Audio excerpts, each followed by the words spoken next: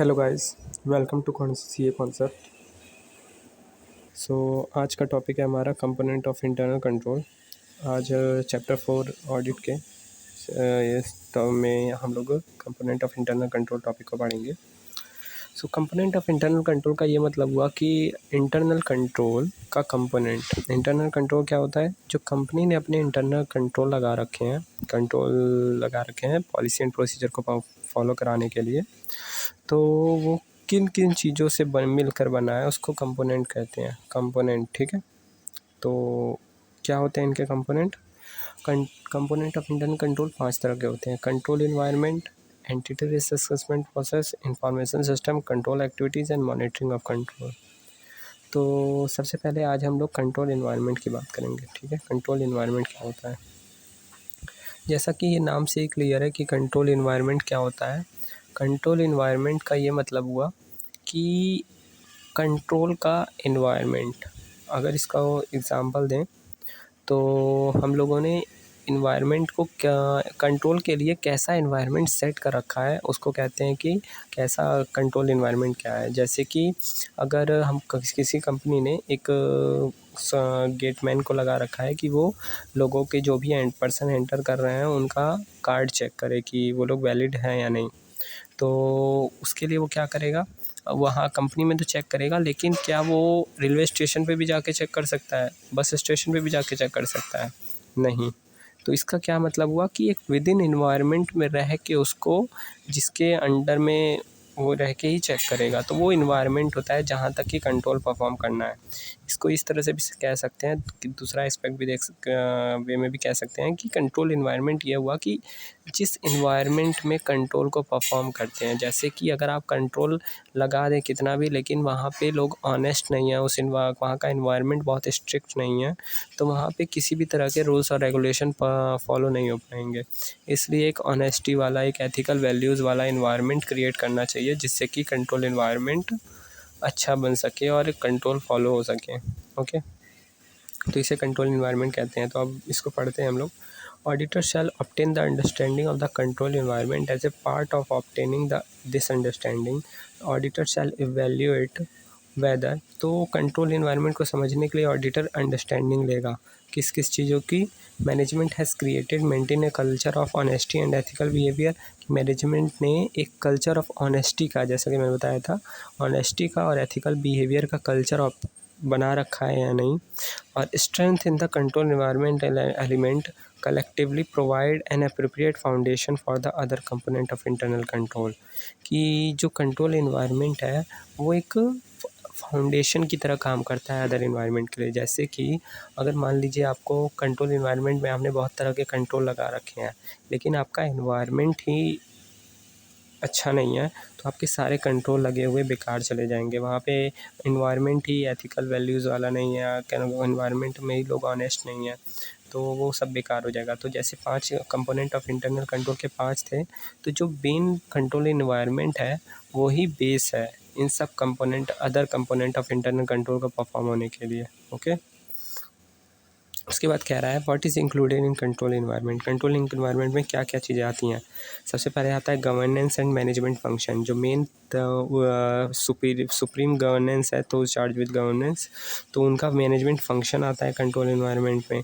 वो लोग उनका एटीट्यूड कैसा है, अवेयरनेस कैसा है, एक्शन उनका कैसा है, कि वो लोग किस तरह का एटीट्यूड रखते हैं। वो लोग बहुत ही स्ट्रिक्ट हैं या एक नॉर्मल बिहेवियर है, वो लोग ज़्यादा ध्यान नहीं देते हैं, तो उसकी बात कर रहा है। और तीसरा है control environment sets the tone of organization influencing the control consciousness of its people. तो जो कंट्रोल इन्वायरमेंट होता है वो ऑर्गेनाइजेशन का टोन सेट कर देता है, जो कि इन्फ्लुएंस करता है control consciousness of its people. तो इसका कहने का यही मतलब है कि मैंने जैसा बताया था कि कंट्रोल इन्वायरमेंट की वजह से ऑर्गेनाइजेशन का टोन सेट होता है कि ऑर्गेनाइजेशन में स्ट्रिक्ट इन्वायरमेंट है या फिर कैसा इन्वायरमेंट है, जिसकी वजह से वहाँ के पीपल का कॉन्शियसनेस डिसाइड होता है। पीपल का कॉन्शियसनेस मतलब कि अगर कंट्रोल इन्वायरमेंट बहुत ही स्ट्रिक्ट है तो वहाँ के लोग भी, एम्प्लॉय वगैरह जो होंगे, वो भी बहुत ही इस अवेयरनेस के साथ बहुत ही अच्छे से काम करेंगे। अदरवाइज़ वो लोग भी प्रोकास्टिनेट करेंगे, उसको बहुत ही हल्के में लाइटली लेने लगेंगे। तो यही कह रहा है कि इससे control consciousness of its people decide होता है, ठीक है।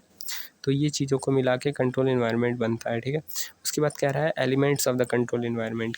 एलिमेंट्स का मतलब कि पार्ट ऑफ कंट्रोल इन्वायरमेंट, किस किस चीज़ों को से कंट्रोल इन्वायरमेंट तैयार होता है, ठीक है। तो एलिमेंट्स ऑफ कंट्रोल इन्वायरमेंट में भी relevant when obtaining the understanding of the control environment. तो कंट्रोल ऑफ इन्वायरमेंट की अंडरस्टैंडिंग लेने के लिए एक ऑडिटर को एलिमेंट्स ऑफ कंट्रोल इन्वायरमेंट की का अच्छे से अंडरस्टैंडिंग होना चाहिए। तो इसमें टोटल 7 चीज़ें आती हैं, ठीक है। क्या क्या हैं वो चीज़ें? सबसे पहला है communication and enforcement of integrity and ethical value. तो ऑडिटर को अंडरस्टैंडिंग ऑफ कंट्रोल इन्वायरमेंट का लेने के लिए उसको क्या क्या देखना पड़ेगा? कम्युनिकेशन हो रहा है इंटीग्रिटी एंड एथिकल वैल्यू का, और उसको इन्फोर्स किया जा रहा है या नहीं। इन्फोर्स मतलब कि उसको लागू करना, और कम्युनिकेशन मतलब कि कम्युनिकेट करना, लोगों को इंटीग्रिटी और एथिकल वैल्यूज़ के प्रिंसिपल के बारे में बताना। These are essential in element that influence the effectiveness of the design, administration and monitoring of control. तो अगर मैंने सुप्रीम जो ऊपर की गवर्नेंस है, तो चार्ज विद गवर्नेंस, वो लोग इंटीग्रिटी बना के रखेंगे कि लोग ऑनेस्टी के साथ काम करें, और एथिकल वैल्यूज़ को प्रिंसिपल और पॉलिसीज़ को बना के रखेंगे, तो जिसकी वजह से कंट्रोल जो होगा उसकी इफ़ेक्टिवनेस को डिज़ाइन कर पाएंगे, एडमिनिस्टर और मॉनिटरिंग कर पाएंगे कंट्रोल की, ठीक है। तो ये एक बहुत ही इंपॉर्टेंट एस्पेक्ट होता है, ये ऑडिटर को चेक करना चाहिए कि ऐसा हो रहा है या नहीं, कम्युनिकेट कर रहे हैं और उसके साथ साथ ही इन्फोर्स कर रहे हैं या नहीं। क्या क्या चीज़ें? इंटीग्रिटी को और एथिकल वैल्यूज़ को। उसके बाद कह रहा है कमिटमेंट टू कम्पिटेंस। जो वहाँ के लोग हैं वो लोग कमिटेड हैं कम्पिटेंस को लेके या नहीं। वो लोग वर्क को अपने लेकर, जो एम्प्लॉय वगैरह हैं वो लोग अपने वर्क को लेके कमिटेड हैं, अच्छे से काम कर रहे हैं, या फिर बस इस तरह से लाइटली ले रहे हैं, उसको छोड़ दे रहे हैं। तो वही कह रहा है matter such as a management consideration of the competence level for the particular job and how those level translate into the requisite skills and knowledge.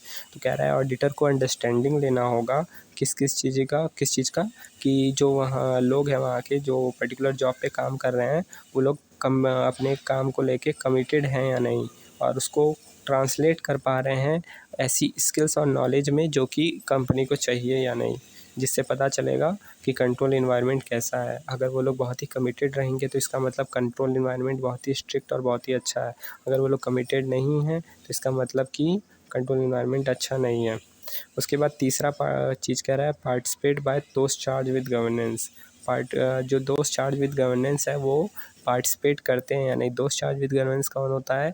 जो सुप्रीम बॉडी होती है, जो सबसे ऊपर का CEO वगैरह, डायरेक्टर, जो ओनर्स होते हैं, उनको वो लोग आते हैं दोस्त चार्ज विद गवर्नेंस में। तो कह रहा है attribute of those charge with governance such as. Attribute मतलब कि feature, those charge with governance के फ़ीचर ऐसे ऐसे होने चाहिए। क्या होना चाहिए? Their independence from the management. वो लोग मैनेजमेंट से इंडिपेंडेंट हैं या नहीं।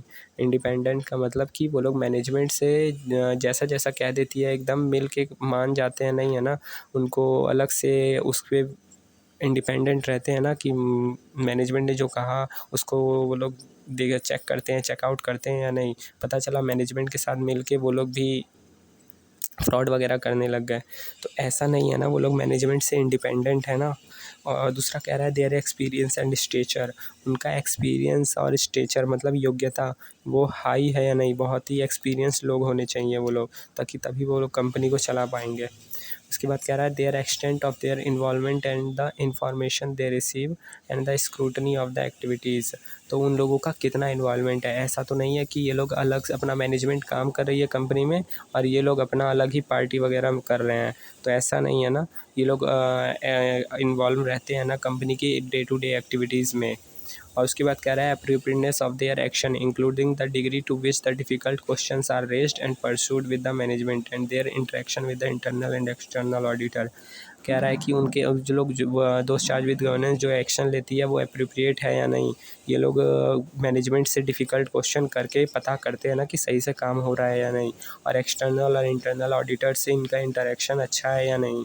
तो ये सब ऑडिटर इन सब बातों की अंडरस्टैंडिंग लेगा।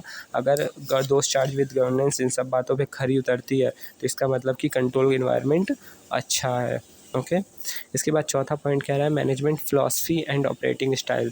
जो मैनेजमेंट है वो काम कर रही है, उसकी फ़िलॉसफी, उसकी ऑपरेटिंग स्टाइल, काम करने का तरीका क्या है, वो किस तरह से सोचती है, मैनेजमेंट की फ़िलॉसफी क्या है। तो इस चीज़ को पता करने के लिए क्या फीचर्स को ध्यान देगा auditor? Approach to taking and managing business risk. Management जो है वो अप्रोच किस तरह से एक्शन को ले रहा है और कैसे बिजनेस रिस्क को मैनेज कर रहा है।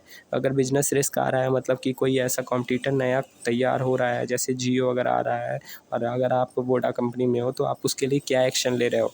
क्या आप बस कह देते हो कि जब आएगा तब देखा जाएगा, या फिर उसके लिए आप एप्रोप्रिएट पूरा प्लानिंग बना के रखते हो? फिर दूसरे पॉइंट में कह रहा है attitude and action toward financial reporting. Financial reporting को लेके उनका एटीट्यूड कैसा है? क्या लेज़ी हैं, बस ऐसे ही किसी तरह रिपोर्टिंग कर देते हैं, या पूरी तरह से फाइनेंशियल रिपोर्टिंग को फॉलो करते हैं, उनके पॉलिसी एंड उसके रूल्स एंड रेगुलेशन को। एटीट्यूड टुवर्ड इंफॉर्मेशन प्रोसेसिंग, जो भी इंफॉर्मेशन निकल के आती है उसको प्रोसेस करके उसका एनालिसिस करते हैं या नहीं, अकाउंटिंग फंक्शन को कैसे परफॉर्म करते हैं। फिर इसके बाद पॉइंट में फिफ्थ पॉइंट में कह रहा है ऑर्गेनाइजेशन का स्ट्रक्चर कैसा है। ऑर्गेनाइजेशन का स्ट्रक्चर कैसा है कि मतलब कि आपने इसको एसए में पढ़ा होगा ऑर्गेनाइजेशन स्ट्रक्चर, कि मतलब कि वो लोग सिंपल स्ट्रक्चर है या फंक्शनल है, कि क्या डायरेक्ट प्रिंसिपल और जो सबसे लोअर फंक्शनल बॉडी है एम्प्लॉई हैं वो डायरेक्ट बात करते हैं, या फिर उसके बीच में मीडिएटर भी है। इस तरह से किस तरह का स्ट्रक्चर ये लोग इन्वॉल्व करते हैं। इससे क्या होगा, तो फ्रेमवर्क, कितना फ्रेमवर्क, क्या दायरे में रह, किस दायरे में रह के काम करते हैं। तो इससे क्या होगा, framework within which the entity activities for achieving its objective are planned, executed and control and reviewed. कि ऐसा क्या, किस दायरे में रह के मैनेजमेंट काम करती है। इससे वो लोग अपने ऑब्जेक्टिव को कैसे प्लान कर रहे हैं, एक्सिक्यूट कर रहे हैं और कंट्रोल कर रहे हैं और रिव्यू कर रहे हैं, ये पता चलेगा। अगर वो लोग डायरेक्ट फंक्शनल स्ट्रक्चर या सिंपल को फॉलो कर रहे हैं तो काम बहुत ही लाइटली हो सकता है लें, या फिर अगर डिविजनल स्ट्रक्चर है तो हर लोग अब अपने अपने काम के लिए दायित्व रहेंगे, तो उसके लिए वो लोग अच्छे से काम करेंगे। उसके बाद कह रहा है assignment of authority and responsibility. तो ऑडिटर अंडरस्टैंडिंग लेगा कि जो अथॉरिटी और रिस्पॉन्सिबिलिटी दी जाती है इसको ये लोग सही से कर रहे हैं या नहीं। Matter such as how authority and responsibility for operating activities are assigned and how reporting relationships and authorization hierarchies are establish. कहने का मतलब है कि जैसे कि जो अथॉरिटी और रिस्पॉन्सिबिलिटी दी जा रही है लोगों को काम करने की, वो पूरी तरह से सही से है या नहीं। मतलब कि अगर एग्जांपल ले तो सेग्रीगेशन ऑफ ड्यूटीज़ फॉलो हो रहा है या नहीं, मतलब जिसको ऑथराइजेशन दिया जा रहा है क्या वो उसको एडिट भी कर सकता है या नहीं, क्योंकि जिसको ऑथराइजेशन दिया जाता है तो फिर उसको चेंज करने का अथॉरिटी नहीं होता है, फिर वो दूसरा कोई चेंज करता है, और जिसको चेंज करने का दिया जाता है वो उसको रिव्यू नहीं कर सकता, रिव्यू ऑथराइज तो कर सकता है लेकिन फिर उसको एडिट नहीं कर सकता। तो वही कह रहा है कि जो रिस्पॉन्सिबिलिटी दी जाती है या फिर अथॉरिटी को दी जा रही है वो असाइनमेंट अच्छे से किया जा रहा है या नहीं। उसके बाद कह रहा है human resource policies and practices. जो ह्यूमन रिसोर्स से रिलेटेड पॉलिसी एंड प्रैक्टिसेस है वो सही से फॉलो हो रही है या नहीं। Policy and practices that relate to for example recruitment, orientation, training, evaluation, को promotion, compensation and remedial action, ये सबसे रिलेटेड पॉलिसी एंड प्रैक्टिसेस सही से हैं या नहीं। अगर ये अच्छे से हैं तो इसका मतलब क्योंकि जो भी नए रिक्रूट होके लोग आएंगे वो लोग अगर अच्छे से पूरे पॉलिसी प्रैक्टिस, अगर पॉलिसीज़ बनी होगी रिक्रूटमेंट सिलेक्शन के लिए तो उसको फॉलो करते हुए आए होंगे तो एक सही बंदा चुन कर आएगा। अदरवाइज़ कोई भी आ जाएगा और उसकी वजह से कंपनी को आगे उसकी वजह से बहुत नुकसान हो सकता है। तो ये सब अगर है, ये सब पार्ट चीज़ें अगर कंट्रोल इन्वायरमेंट में है और अंडरस्टैंडिंग ऑडिटर लेगा तो वो कह सकता है कि हाँ कंट्रोल इन्वायरमेंट सही से है। अब इसके आगे के पॉइंट्स को मैं आगे की वीडियो में एक्सप्लेन करूँगा। ओके, सो अगर आपको ये एक्सप्लेनेशन अच्छा लगा हो तो please subscribe to my channel and press the bell icon.